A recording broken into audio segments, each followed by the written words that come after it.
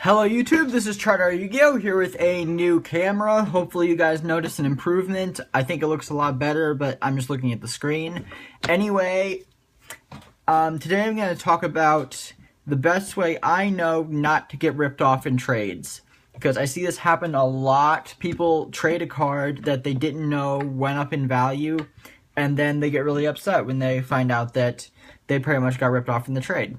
So there is the Yu-Gi-Oh! Card Prices app, which has a setting on it where it shows you all the cards that have gone up recently and then the percent that they've gone up. It doesn't give you exact values because I usually use eBay for my values, but that's a pretty good way if you have a phone that can support that app. If you do not have a phone that can support that app, what I like to do, and this works especially well for commons and rares that have gone up, is get on tcgplayer.com.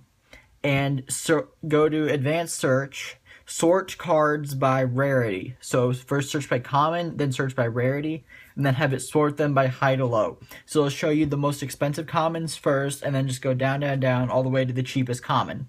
And that way you can see which commons are worth money, which ones are not, and which ones may have gone up recently that you didn't even know about. I mean, this happens to me a few times. Like, I'll trade off a common and not even think about it, and then I'll find out maybe a few days later that it went up in value to $3 or $4 common, something like that.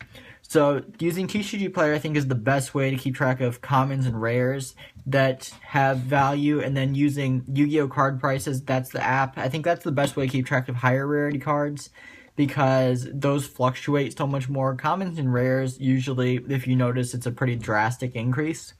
So that's just my advice. If you guys have your own ways and methods for just not getting ripped off in trades, post those down below. And let's make this community a better place. So peace out, YouTube.